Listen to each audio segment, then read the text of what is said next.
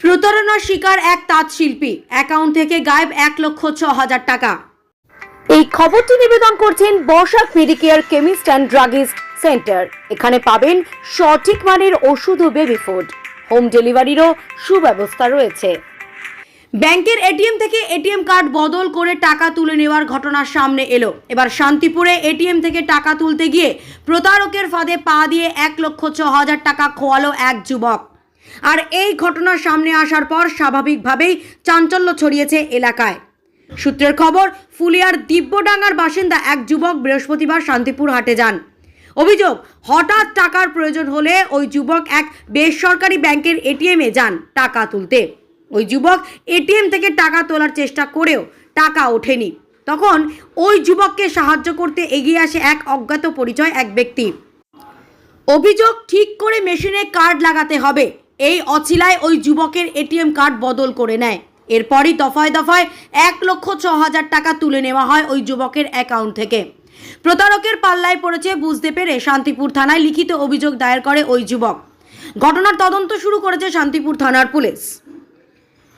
নদিয়ার ফুলিয়া থেকে কাজল বসাকের সাথে সুস্মিতা রায় রিপোর্ট, দি নিউজ 24। আমি হাটে যাই সকালে।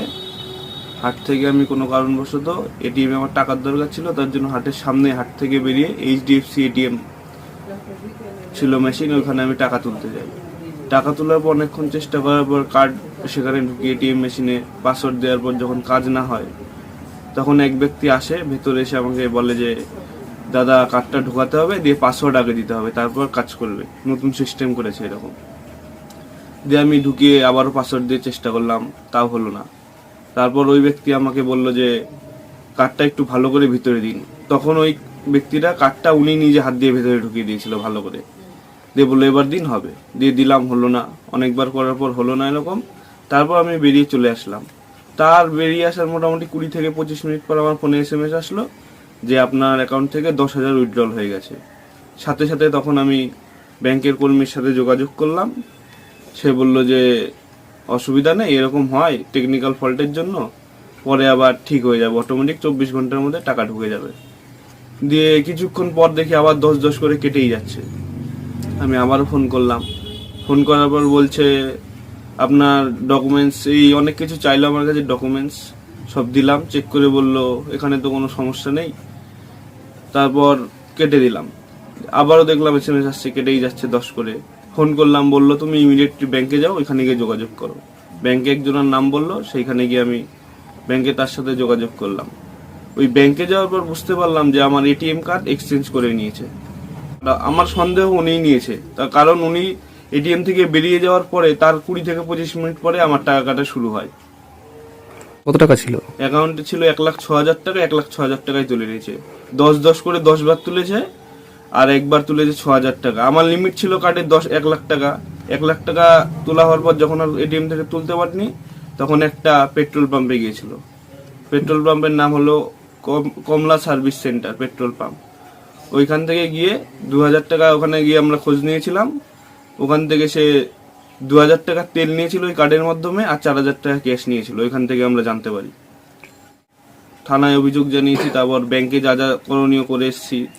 আমার মনে হচ্ছে এটিএম আমার সাথে যে ফ্রড করেছে সে হচ্ছে, আমি যখন ওই কার্ডটা আমার হাত থেকে যখন সে ভালো করে ঢুকিয়ে দিচ্ছিল ভেতরে, তখনই কোনো একটা কিছু করেছে। আমি কার্ডের দিকে অতটা খেয়াল করিনি। একই সেম কার্ড, এই কার্ডটা হলো এই কার্ডটা এক্সচেঞ্জ করে দিয়েছে।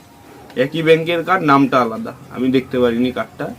আমি শুধু কার্ডে কালার ফালার দেখেছি, হয়তো অতটা কেউ খেয়ালও করবে না, এটা আমিও বুঝতে পারিনি। কি নাম আপনার? আমার নাম হলো অরিজিৎ দাস। কোথায় বাড়ি?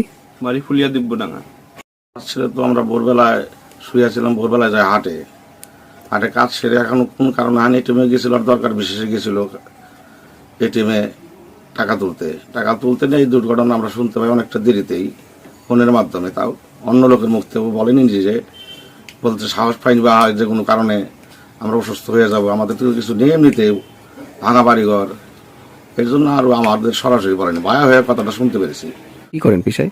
আমরা এই শারীর কাজ করি, যে পালন চালাই, একটা পালন, তাও একটা পালন দিনে হয়তো 1-150 টাকা কাজ হয়। আপনারা হতাশা মানে আমি আর অসুস্থ নিজে এখন, না কি বলবো, আমার সবসময় চোখ দিয়ে জল আসে। আপনার?